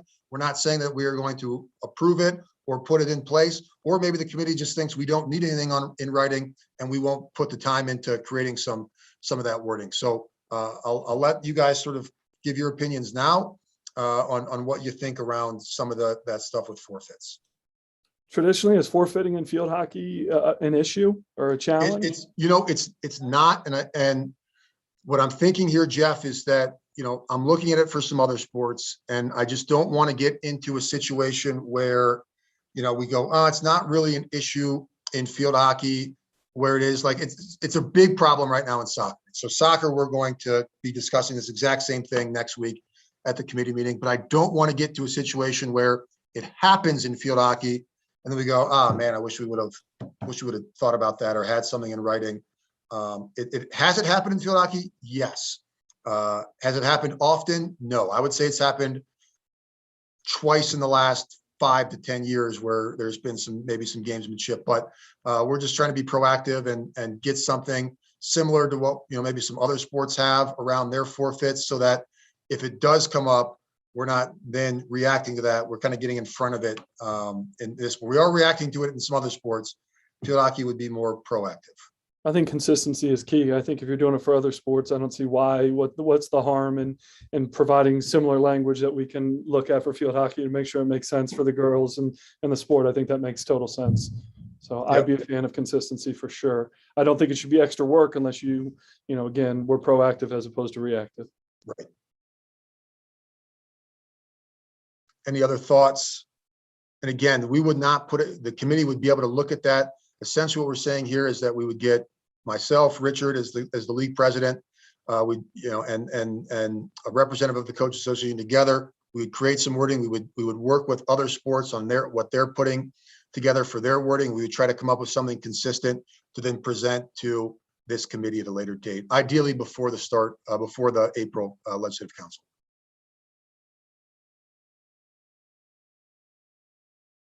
Anybody opposed to that? I don't think we really need a motion on this. This is no real action item right now. If anyone's opposed to Richard, myself, and Richard, are you opposed to it? It's extra work for you. So maybe you want to speak up. He needs more to do. That is fine. I was looking up, a long time ago, we created a constitution for the league, and I was looking up to see what we wrote about it way back when, but it doesn't have any teeth to it. It just says, don't forfeit. Right. Yeah. So, So then what we'll do, Richard, is we'll sit down, we'll get Kathy, maybe if you want to recommend someone to us from a coach that might want to sit down on that group with Richard and I and come up with some wording that we can then present to this committee. All right, let's move on to our next action item, which is overtime procedures. So let me give you the current overtime procedures and then kind of give you what we're looking at moving forward. So currently in the regular season, schools would go into 1 11v11 overtime for 10 minutes, no golden goal. You play out the duration of the overtime for 10 minutes in the regular season. If after 10 minutes, the game is still tied, the game ends in a tie.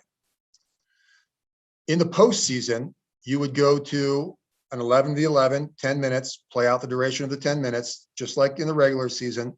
The difference there is that if the game is still tied in the postseason after the full 10 minutes, you would then move into a 7-on-7 sudden victory 10-minute period. And then if the game is still tied after that, you would move into the 1-on-1 after that. What we're proposing here and speaking with, again, coaches and administrators, is that we make every overtime period golden goal. So in the regular season, we would have an 11v11 10-minute golden goal overtime. First team to score would be the winner. If it's still tied after 10 minutes with nobody scoring, the game would be a tie. In the postseason, we would go into, again, an 11-on-11 10-minute overtime golden goal. First team to score wins. If nobody were to score, you would then move into the 7v7 golden goal, which is what it is currently. And then after that, into the 1-on-1. So we're essentially making everything a golden goal. We're getting rid of the full play of the 10 minutes, which is a little bit confusing. To be honest with you, I've been at playoff games where the team has scored and thought they have won the game, not realizing that they have to continue playing the rest of the 10 minutes. Jessica, correct me if I'm wrong, this would align the golden goal with what is played in the NCAA and in most, I think, field hockey. What's the NFHS rule? The NFHS allows you multiple options. This I is like one the we have golden goal. currently, and the one we're looking to propose being one of them. I would say this is one of the few things that's 100% consensus across all coaches is let's make this sudden victory. Yes, I've heard nobody say that they want to keep the 10-on-10, but or the full 10 minutes. But yeah, that's kind of the thought process, is that we would be aligning with the NCAA. I think most state associations have a golden goal as well. So really Colorado is sort of doing their own thing with the full 10 minutes being played. So, and we would align with other sports too, that most overtime, I can't think of an overtime in a sport other than, basketball and football, which are just a little bit different, that don't have a golden goal rule. So any discussion on the overtime? No, I agree. I think 7v7 is the way to go, and I think golden goal is the way to go. I question a little bit. I'm apprehensive about games ending in a tie or not, right? That to me for timing, for darkness, for the JV coming right on after that's where I get a little bit nervous. But, and again, with 15 schools, I'm looking at Richard again, like, how do we break that down? Does that impact playoffs? What does that look like? Are we in a better situation? And if it doesn't have a great impact and it puts us in a better situation, I think all games need to end with a victory. And I would be in favor of one-on-ones over penalty strokes as well. But that's we currently have one-on-ones, so there'd be no change there. We currently have the one-on-one, and we would keep the one-on-one. We currently have ties in the regular season, and this will still, if nobody scores in that 10 minutes, that we would still have ties in the regular season. So there would be no change there. The only difference here is in that first overtime, the first and only overtime in the regular season, and the first overtime in the postseason, switching from a full 10 minutes to align more with other state associations and the NCAA and going to golden goal. And it would be 11 on 11 in both the regular season and the first overtime. Obviously, we want the game to sort of end organically. And then really, as you're looking at that second overtime is where you sort of bring in what you're looking for as a goal. So you go down to 7-on-7, it opens the field up. And so you're looking to create opportunities for a winner there. But the first overtime would stay at 11v11. Second overtime in the postseason, 7-on-7, all of which are golden goal. If we're looking for a goal, Justin, why wouldn't we go right to 7-on-7 right after the game? Make a golden goal 7v7, boom, there's your overtime. And if it's still tied after that 10 minutes, then we're done. During the regular season, of course, then we're done. So I think the reason, and just talking with the coaches, and I'll let the coaches speak as well, but I think the reason was because you want the game, as I said, and I'm trying organically, you want it to end sort of naturally as it's played. You don't want to create a situation for a goal immediately. You want there to be, the game to be played out 11v11, just like it's played in regulation time, to try to create just some additional opportunities. Obviously, you need a winner to create a winner, but you don't want to force it. In the postseason, obviously, you need a winner. So that's why you go to that 7-on-7 for the second overtime. But then at some point, like you said, darkness, a lot of factors come in. You're going to need, just like you do in soccer, at some point, you got to go to that penalty kick shootout. And that's when you go to it after the second overtime. But you do still want the game to sort of end without trying to create ways, to make it end, I guess, for lack of a better word. And Kathy, Jessica, I'll kind of let you guys, I know, Kathy, you have some strong opinions there.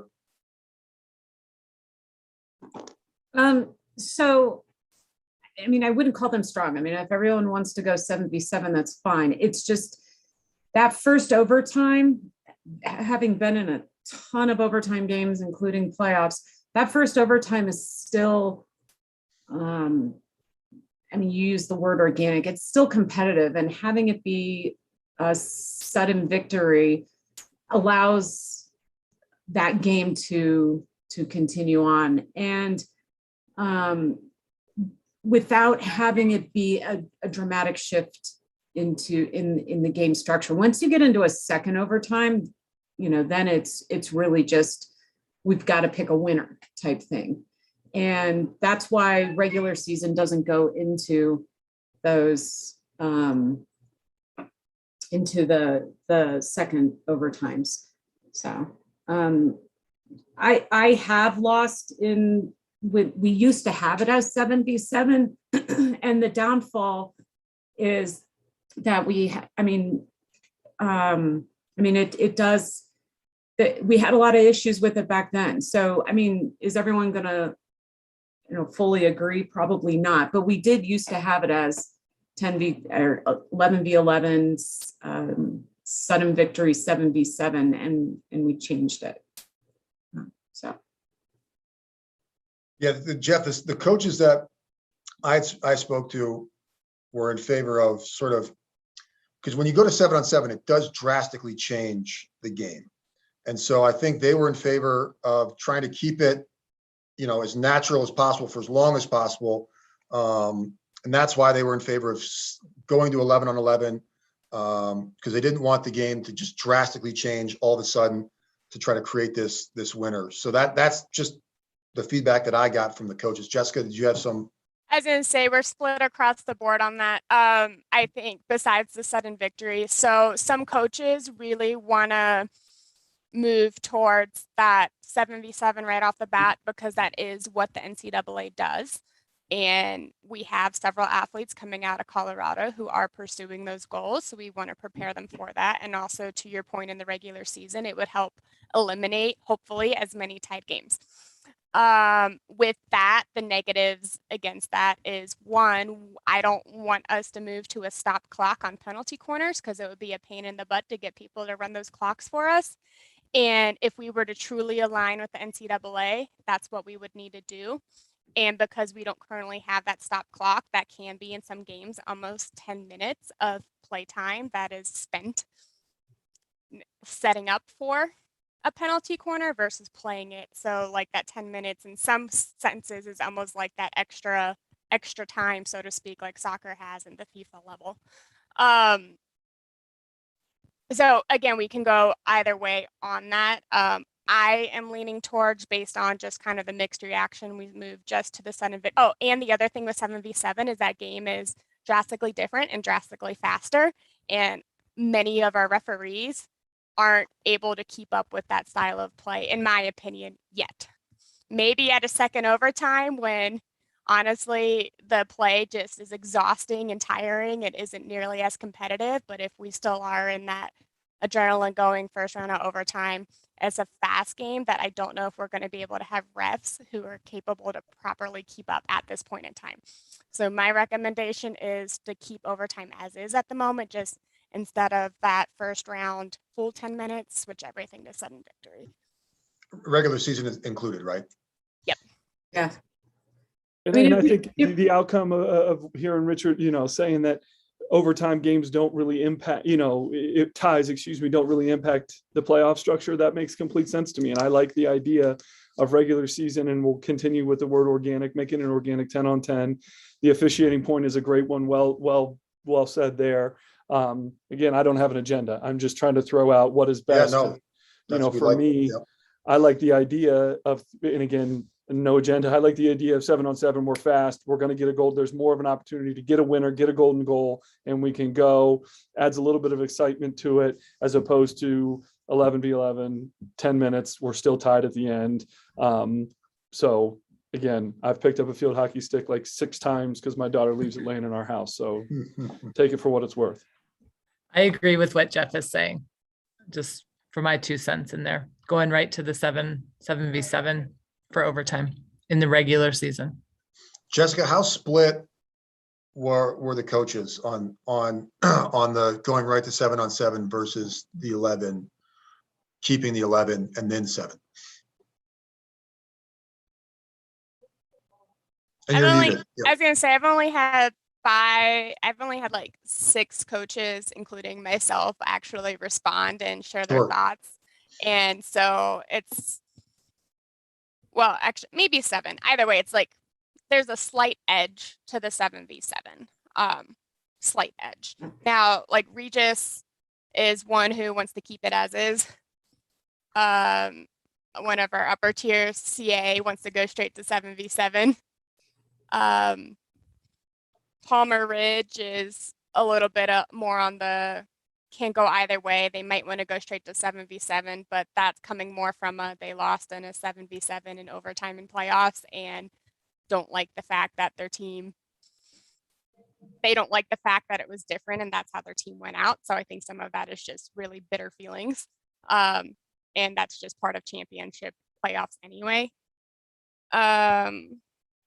St. Mary's, who's squarely in the middle of the pack, wanted to keep it as is. I don't know where Sydney's from, but she went at 7v7. So it's kind of, it's a split. Yeah, it's so the hard, I mean, one way to look at it is the teams we're hearing from are those that are typically in those top 8. So Creek, CA, Liberty, St. Mary's. I mean, they're typically in those top 8. And so if they're leaning more 7v7, it's to be in line with NCAA, then I'm totally fine with it. I think the fact, which is, I know Jess, I apologize, is a little bit different than what I was saying yesterday because it was split and, more yesterday. The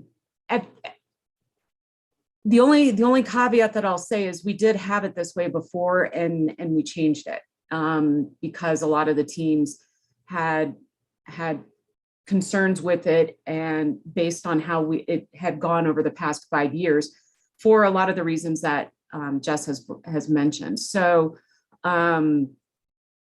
it's at the same time, Larry, maybe this is an opportunity to, if one of the concerns is that shift in that conditioning level for umpires, maybe one option is that we do create a 7v7 spring tournament or a 7v7 summer tournament, or maybe we set up not just a shootout at the scrimmage day, but then maybe also a 7v7 second part of the scrimmage day, just as a way of evaluating umpires in that high speed environment, especially, granted, the last time we did have a 7v7 sudden victory, half the teams played on grass. And so the speed of the game certainly wasn't a factor like it is now with every team playing on a artificial surface. So just some of the historical background. Like I said, I no longer have a stake in the game, but I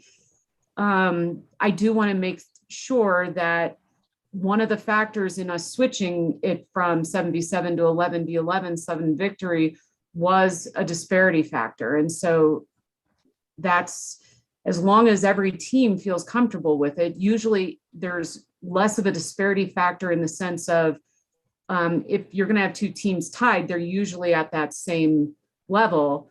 The issue usually comes down to team depth and how going to a 7v7 doesn't necessarily represent how the game was, because certain schools are going to have less. So that was that disparity factor before. But again, that probably may not exist now. That was 15 years ago. So I'm hearing a little on both sides. So I think maybe what we can do, we're going to come back to discuss the wording on forfeited games. Would the committee want for me, I can conduct a survey and make sure that we get a response from every single coach or every single school and see what their preference is to go. It sounds like the consensus is everybody wants golden goal. That doesn't seem to be up for debate, but I can certainly get responses on if they prefer immediately 7-on-7 or keeping the 11 in the regular season and postseason for the first overtime and then 7 for the second. See what they prefer, and then we can discuss when we come back to discuss forfeited games. We can discuss this and go with what maybe the majority want. Is that something that you guys would be open to? Yeah, Justin, I think so. Just because it's so specific to the game, like having coaches' input on this, I think is sure. It's just I just don't know enough about how overtimes work or how much. Sure. So I think hearing from coaches would definitely be beneficial. Okay. Yeah, if we're already going to come back and discuss forfeited games, so instead of we'll kind of table this unless somebody wants to vote on it right now. We can table this. I'll get feedback from the coaches. We'll make sure that we get all 15 schools respond and see what their preference is. We should have no tie with 15. We'll get their preference on if they prefer 11 or 7. And then when we come back and discuss forfeited games, we will also discuss this and we can vote on what we prefer. That sound good? Full support. Okay. Yeah, that's, like Michael said, this is very important to the game. And this will come into play both in the regular and postseason. So let's make sure that we get what people want. And Justin, from an umpire's perspective, I don't think we have any skin in the game on this one. Okay. We'll adapt to whatever the coaches prefer.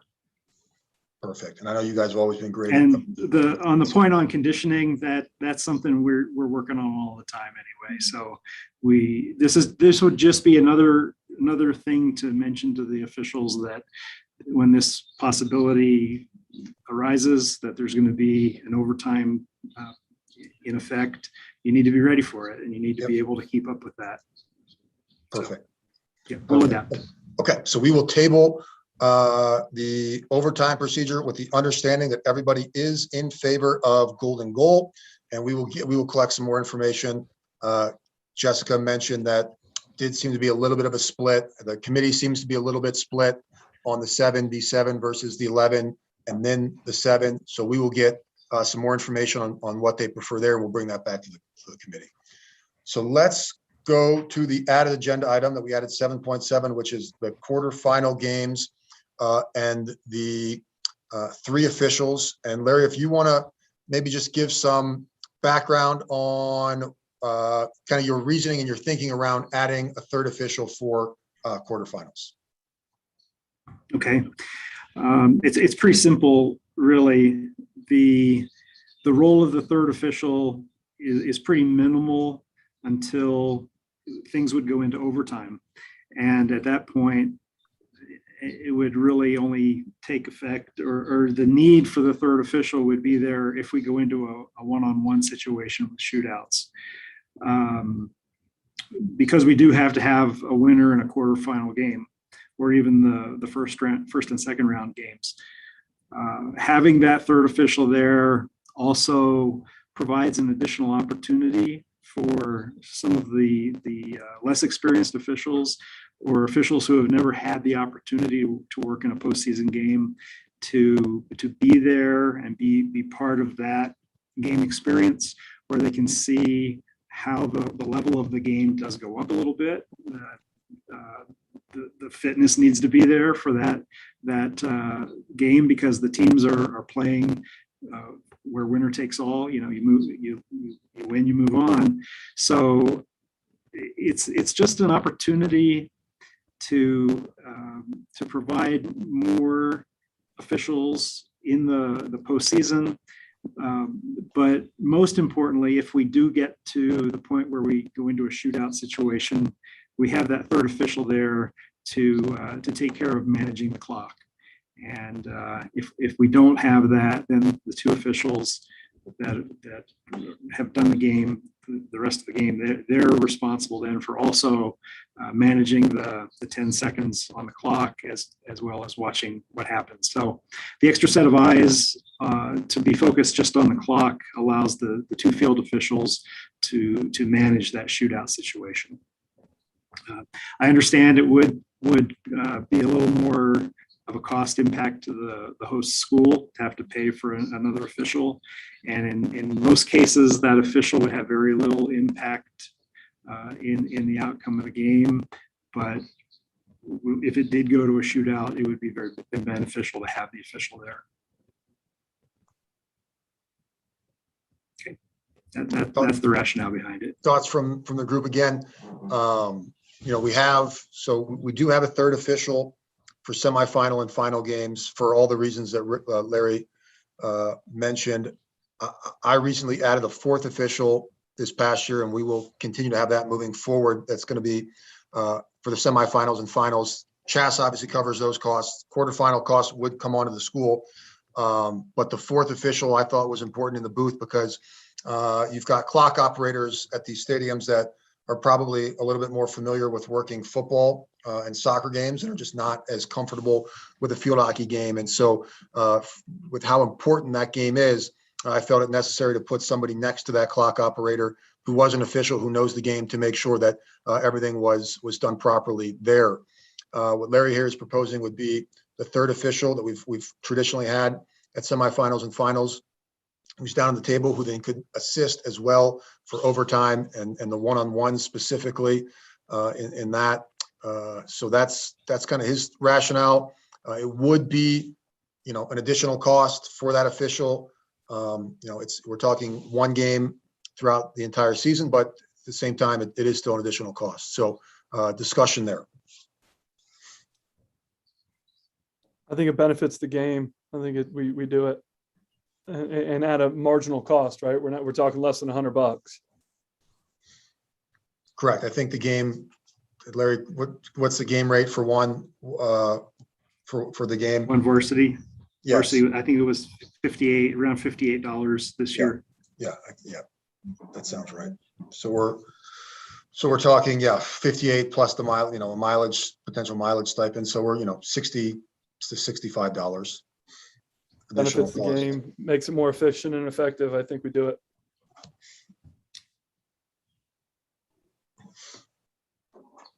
Also helps Anyone, provide training, right? Having another official there is another set of eyes, another professional development, if you will, and a good experience. I don't see any negative. yeah, that I will agree with for sure. I will be honest, whether it's soccer or field hockey, we do really appreciate the opportunity in that postseason to get that third official who maybe is not quite ready to be on the field, an opportunity to be a part of the game and experience it from that third official position. It is a great tool there.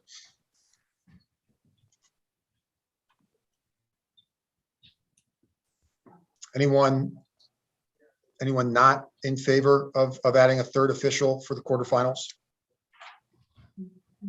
So we would need a motion to approve adding a third official for all quarterfinal postseason games, and then a second.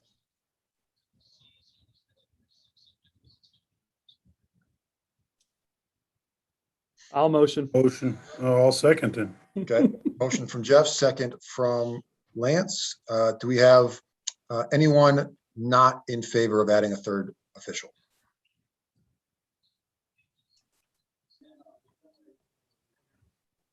Okay, motion passes, and we will add a third official for all quarterfinal postseason games moving forward. Justin, I have to jet for a work meeting. Yep, no worries. That's the last. Oh, fabulous. That's the You last just- item we've everyone- got. So, does anybody else have? Kathy, thank you so much. We'll be in touch Yep, for sure. on the wording for forfeited games. Does anybody else have anything for the good of the order?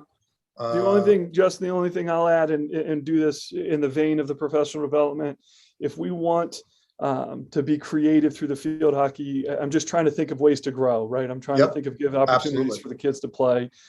We can work on summer trainings for officials with kids. We can partner with clubs. We can have coaches, college coaches come to Ken, or I'm using Ken as an example. Like if there are anything, that we can do to help further grow the game, from bringing college coaches from outside in, having officials work. And I thought Kathy brought up a good idea of, doing something 7-on-7 for field hockey, having officials run with them, and that helps train the young officials, and then stuff like that. So if there are things that come up when we're talking to our individual constituencies about growing field hockey, let us know how we can help partner to do the best we can to help grow at a low impact and a low cost.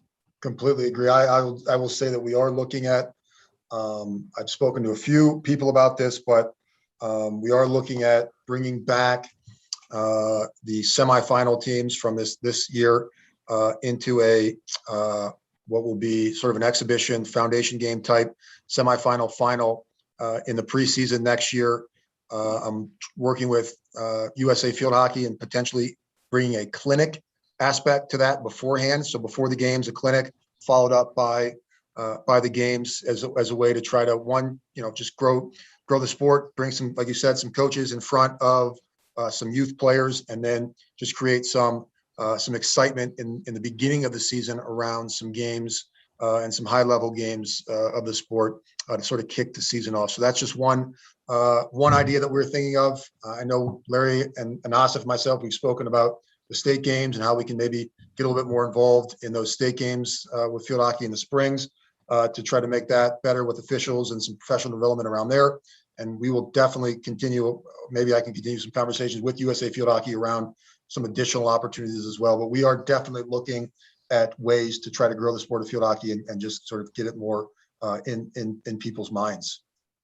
Awesome. And Larry, look, we could partner too, with bringing some, I don't know, big time officials out, and do the same thing on the coaches side of it too. And, I just trying to find ways to say, hey, look what we're doing for field hockey on both the growth of the girls, the development of the coaches, the development of the play, everything. Having the officials a part of that, I think makes perfect sense, and publicizing it. Yeah, I'm all for that. I agree. Perfect. Anybody else have anything to share or before we adjourn here? Yeah, Justin, one quick thing. What's the feedback that you're getting from those schools that you've been in contact with, such as the Valors, Ponderosa, Northfield, Aspens? What's the hesitation of starting a program at some of those schools? Yep. So I would say we've had some really, really great initial conversations with Boulder Valley School District. And we are working currently with them on adding a team somewhere in that school district. Obviously, as all of you know, with COVID, there are some issues around budget and school districts being a little bit hesitant. If you remember, Ponderosa was on board to the point where we had a schedule for Ponderosa and Douglas County School District, and then COVID hit, and the school district obviously was concerned with budgets and all that stuff, and so they, essentially said no new programs moving forward, and that kind of got derailed. Now, speaking with some of those schools and some of those districts, I know that they are very much wanting to add the sport in their district. We've not had this in years. Kathy mentioned we've lost schools. So to be at the point where we're actually talking about adding schools is something exciting and something new. I think we're really close on adding a 16th team and possibly a 17th team, which would be in the Douglas County School District and probably not this upcoming cycle, but maybe in the cycle after that, as hopefully things settle down and budgets become a little bit more guaranteed. So I would say right now, money and just additional cost with transportation, coaches, those kind of things, that's probably the biggest holdup right now. But I think we're getting close to a point where some schools, the game is growing, and we've got interested student athletes that want to play the sport, and we're hopefully going to be able to be close. And I will work very, very closely with schools that want to add a program. I have been working with several, and we'll continue to do so until we can get the more teams a part of CHSAA field hockey. Thank you. Yeah, but yeah, to answer your question, really right now, budget, I would say is the number one thing. Got to get some of that CA money. Yeah, John, you got a scholarship program maybe for running out. All right. Well, if there's nothing else, again, I just want to thank everyone for taking a couple hours out this morning. We will follow up. Whitney will get you an updated calendar that will display the dates that we will move forward with, that we moved everything 7 days back. And we will set up a time where we can come back to discuss the forfeited game 7.5, and then the preference of the coaches on 7v7 or 11v11 on overtime, settle that up at a later date before the April Legislative Council meeting. And we'll get that to you as soon as possible, and look forward to coming back and discussing those things. So thank you. And we will, oh yeah, sorry. I guess we need a motion actually to adjourn the meeting. Usually someone's quick on that. All motion. Yep. Do we have a second? I'll second. All right, there we go. Appreciate everyone's time, and we will be talking to you soon. Thank you, Justin. Thanks. Thank you, everybody. Thank you.